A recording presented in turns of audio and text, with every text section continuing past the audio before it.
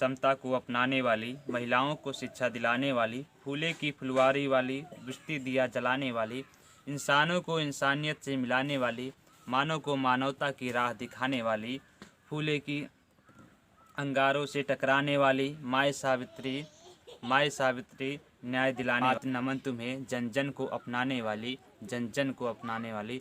जय भीम दोस्तों। एमजे फूले मिशन की तरफ से मैं बाबूराम नवोदय आपके बीच में हाजिर हूँ। आज महात्मा ज्योतिबा फूले जी के हर सुख दुख में डट कर उनका साथ निभाने वाली उनकी पत्नी सावित्रीबाई फूले जी के बारे में थोड़ी बातचीत करने के लिए।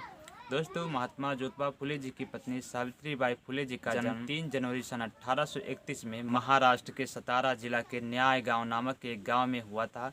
उनके पिताजी और उनके परिवार की अगर हम बात करते हैं तो उनका पूरा परिवार धर्मभीरु किस्म का था, अर्थात जो धर्म के उपदेशों के आधार पर काम करने वाले थे।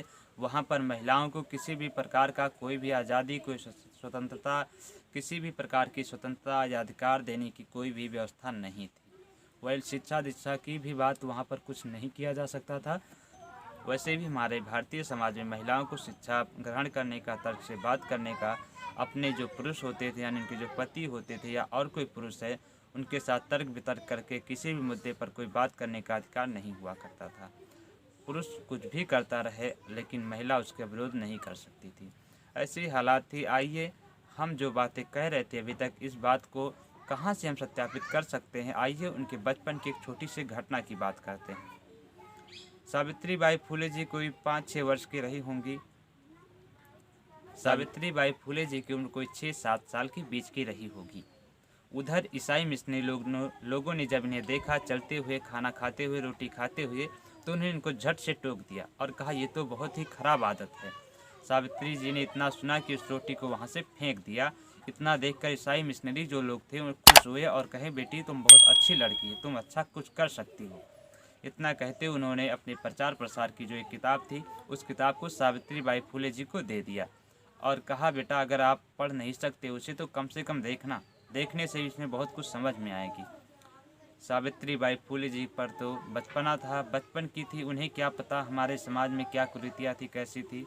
बड़ी ही खुशी खुशी घर पे आती हैं और बड़ी ही खुशी थी कि आज भी पिताजी को एक किताब के बारे में बताऊंगा, किताब को दिखाऊंगी कि देखिए जो किताब हम कभी नहीं ला पाते हैं घर में, तो किताबें आज हमें मिल गई हैं। और ज़रा हम देखते हैं। सावित्रीबाई फूले जी घर आकर किताब को उलट पलट कर देखती हैं। देखते ही कुछ देर के बाद पिताजी आ जाते हैं। बड़े ही खुशी मन से आज सावित्रीबाई फूले जी निकलती हैं कि पिताजी से हम पूरी बात रखेंगे, उन्हें पूरी कहानी बताएंगे किताब कैसे मिली और पिताजी बहुत खुश होंगे। सावित्रीबाई फूले जी ने किताब को दिखाया और पिताजी से बड़े ही हर्ष के साथ में कहा पिताजी देखिए किताब हमें मिली है।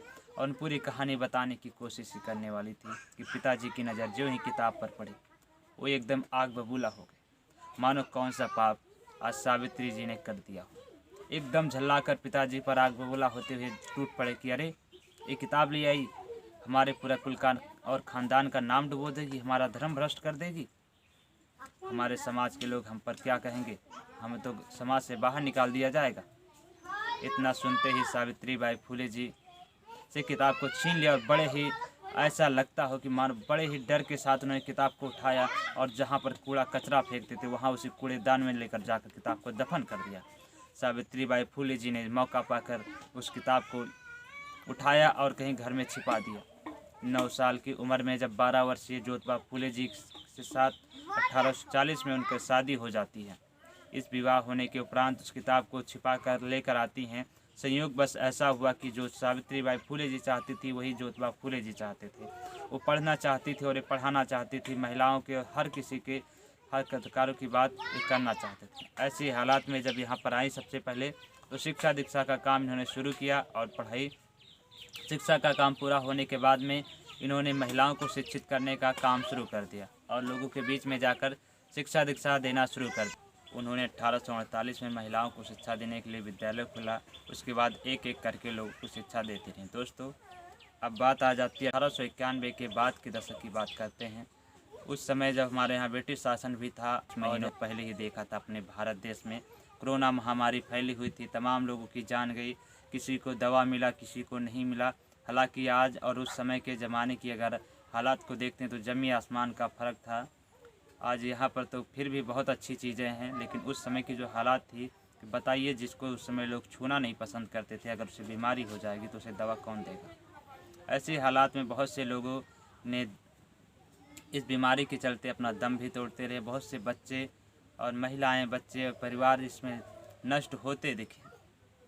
उस समय की अगर हालात की हम बात करते हैं तो उसमें बहुत से महिला, बहुत से शोषित, वंचित, अछूत कहे जाने वाली महिला कही जाने वाली, जिनके देखरेख करने वाला कोई नहीं था, जिनका जीवन कीड़े मकोड़े से भी सस्ता होता था, जिनकी मृत्यु होने पर कोई शोक नहीं मनाया जाता, ऐसे तमाम सारे लोग हमारे यहाँ से उस महामारी की चपेट में आए और उन्हें निरंतर एक एक करके मरते जा रहे थे। उनकी लाशें बिछी जा रही थी। ऐसे हालात में ज्योतिबा फूले, उनकी पत्नी सावित्रीबाई फूले जी के द्वारा ऐसा मंजर नहीं देखा जा सका, तो उन्होंने भी अपना काम शुरू कर दिया। इसमें जब तक हो सका तब तक उन्हें सभी लोगों की सेवाएं दी।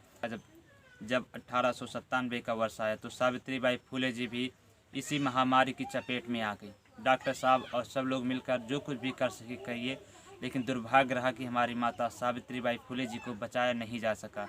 और 10 मार्च 1897 को उन्होंने अपनी अंतिम सांस ली और महिलाओं को, शोषित वंचित लोगों को एक बहुत बड़ी प्रेरणा के रूप में दे गई कि अगर मन में कुछ ठान लिया जाए तो कुछ भी असंभव नहीं। ऐसी महान माता सावित्रीबाई फूले जी, जिन्होंने हमारे पूरे समाज को और महिलाओं को, खासकर महिलाओं को, समाज को जो शिक्षित करने में और हर तरह की योगदान देने में जिन्होंने योगदान दिया, ऐसी माता सावित्रीबाई फूले जी को मैं बार बार नमन करता हूं। और दोस्तों, आप सावित्रीबाई फूले जी के बारे में आपकी क्या राय है, ज़रूर कमेंट बॉक्स में मेंशन करें। जय भीम।